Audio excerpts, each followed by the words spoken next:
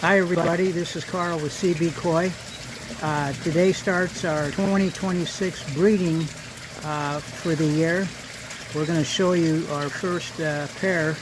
You're looking at the pedigree for the Sakai Corporation, and I'm going to show you the pedigree on the female that we are going to breed today. Let me open up the pedigree and I'll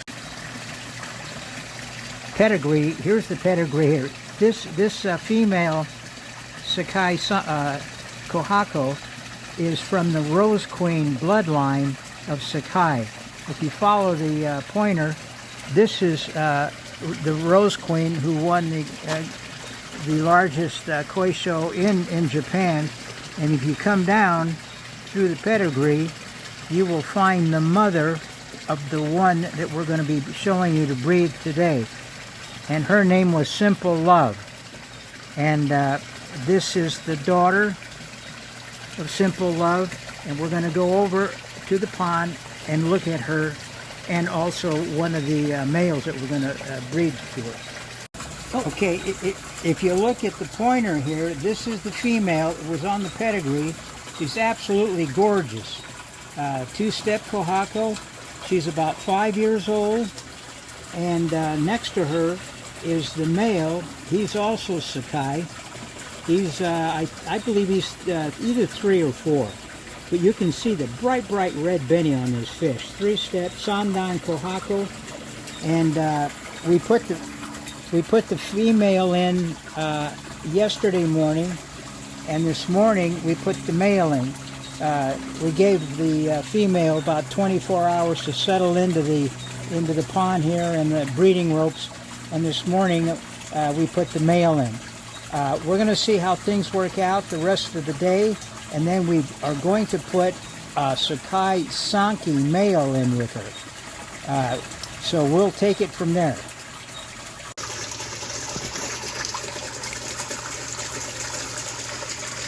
It's been about 3 hours since we introduced the male to the female. You can see he's getting a little more aggressive.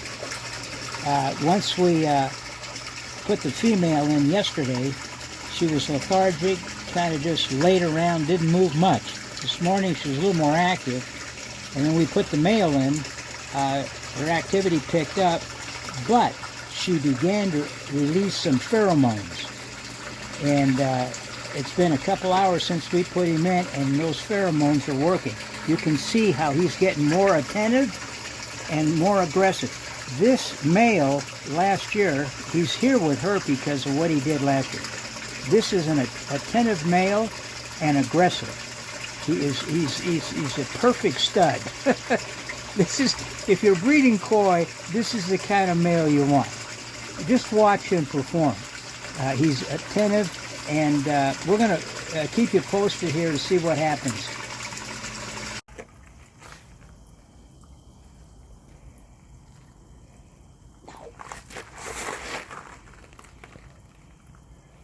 Hi everybody, it's about 10:30 p.m. at night, Southern California time, U.S. The Parakohako that we put in, we put the female in yesterday morning, and so she's been in there in the pond here since then. We put the male in this morning. He's gotten, you can see he's gotten progressively more attentive to her, following her. No spawning yet, but they're definitely getting closer, staying together, and I think by morning we should have some eggs in the pond. You can see the male coming back to her here. So we'll continue this in the morning.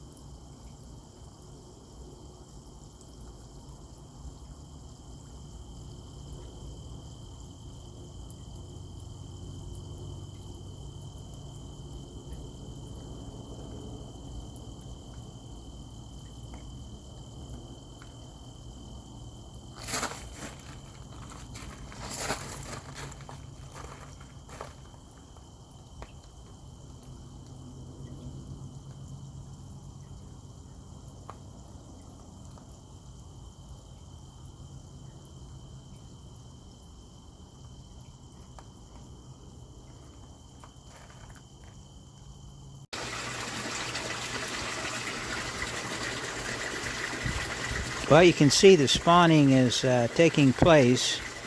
The female's been in here for this is her third day. First day by herself. Second day we introduced the male. So this is the third day, and they're definitely spawning.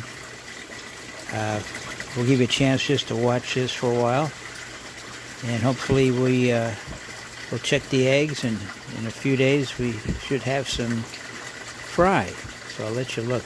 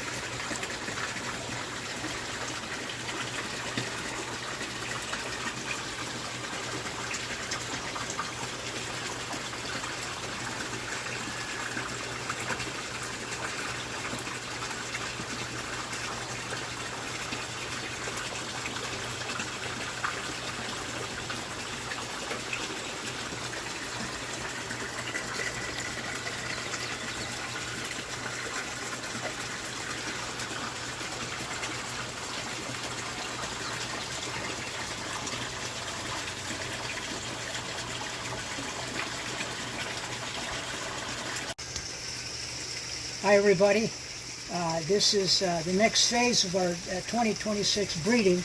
You saw the male and female spawning. Well, it was successful. We're going to zoom in and you're going to see all the koi. For those of you that didn't see the previous part, you might want to go back. The parents were both Sakai Kohako female, and judging by the fry, they're all yellow. We don't have any black ones, at least I don't see any, but it was a very successful breeding. We moved about 1,000 into our grow out mud pond, 35,000 gallon mud pond. I'll show you that in a minute. We're going to move some of these. If you zoom in, look at the pointer, get down in there, you can see thousands and thousands of yellow baby fry. We're going to net some of these and put them in this bowl here, and we're going to take them out to the grow out pond. Like I said, we moved about 1,000 this morning to the nursery part of the pond. This time we're going to go to the other part of the pond and release probably another few hundred. You might want to come down here. You can just see there's literally thousands.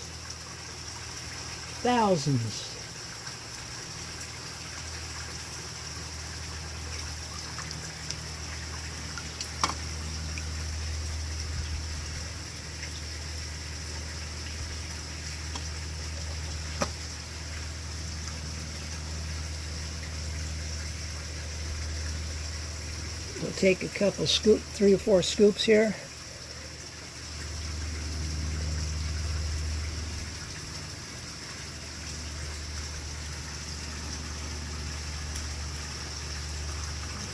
Here's scoop number 2. You can see them in there. They're all yellow. Maybe a few black ones. We're not going for Showa. There'll probably be a lot of Sakai in there, but right now they're all yellow. You can't see the Tsumi yet. Let me get another scoop here. Let me go further out where there's more out there.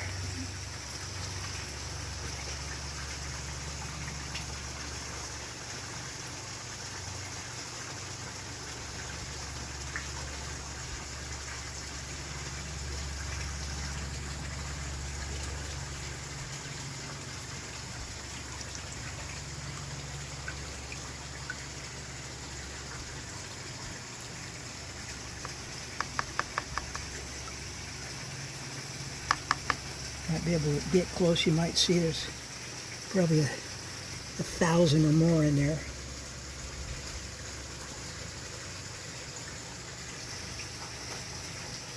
Many of them went through the netting there, and there's thousands over on the other side. Over there on the other side of the netting here. Some of them went through the netting, and there's thousands over there. Okay, let's take these out to the grow out pond. You can see all the on the fry here in the bowl. All yellow. There may be one. I see one black one there. Yeah, that could be a shadow though. Anyway, we're going to take them out, and that'll be the next phase here. See you there. Okay, we're going to put the fry into the pond here. The temperature of the pond is probably 4 or 5 degrees warmer than where they came from. So we're going to put some of the water in here into the bowl and let them adjust, and then we'll put them into the pond.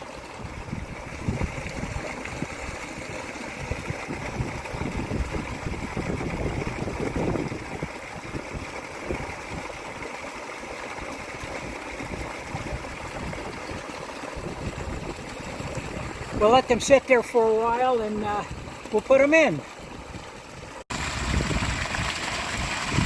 All right, we'll put some here, and behind me here.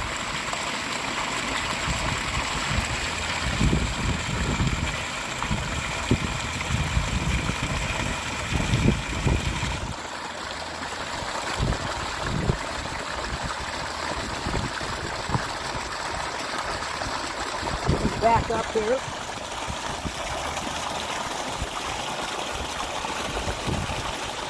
Put the rest here.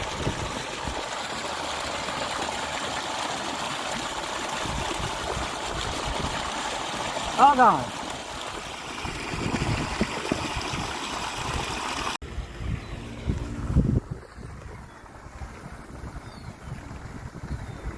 Okay, this is the mud pond that all the fry that we put in today are going to grow out in. It's 35,000 gallons. It's about the middle of June, almost 100 degrees, and we've got a lot of algae in the water, but that's good. We found that the fry that we grow here grow 2 to 3 times the size in 6 months than in the above ground filtered ponds. This pond is filtered, but not fully filtered. Over on the other side of this net is the nursery part, and we threw about 1,000 baby fry in here this morning, and they'll grow out till November. About 2 months, maybe a little over a month. We'll drain it down 3 feet and pull them out and go through them and pick the ones that we're going to grow on. But let me tell you about the filtration real quick here. Of course, we got all the plants. We've got all the microbes, the nymphs, the larvae, tadpoles, you name it. All types of worms. So these koi don't need Sakai food. They eat all day long, and they got a varied menu. That's why they get so big. Let's go over here to the filtering system. To the left here, you can see it has a bog. That bog's about almost 3,000 gallons. It's on a timer, and it's already gone off. This is the return. You can see underneath the little bridge here, it goes back into the pond. And on this side of the bog down here, let me walk down there, is where the pump is in the pond, right about there. And it comes out, you can see the 1 3/4 pipe there. It goes in to an 8-inch perforated pipe underneath 3 types of aggregate, large, medium, and small on top. And then we got the plants, cattails, and it comes up underneath, from beneath all the aggregate, comes down here and goes back under the bridge and back into the pond.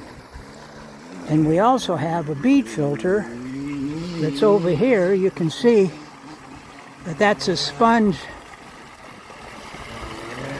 filter there. And before that, let's go into the lath house here. You'll see the bead filter. right here. Let me pull this off. There is the bead filter. And if you look at the pump that drives that, is right there. And that is a DC pump, a direct current pump. It doesn't cost us anything to water this pond or filter it, because we have a whole array of solar panels over there. The 3 and the 4 on the bottom run the DC pump for the bead filter, and the other massive assembly of solar panels operates the entire property and the house. There's some of the effluent we drained this morning to backwash the filter. So that's the filtering system on the grow-out pond. It is lined.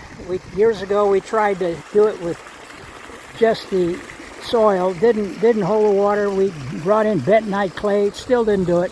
So we had to line it. And believe me, these koi grow big. The ones that we've got, some of these fry that are going to be placed in the above ground filtered ponds, and we're going to see the difference in growth in November. It's about halfway through June now, and the past years when we pull the fish out of the filtered ponds versus this pond, these fry, these tosi, are 2 to 3 times the size of the ones grown in the filtered ponds, above ground ponds.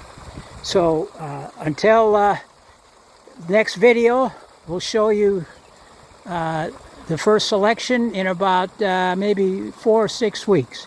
Thanks for watching, and subscribe.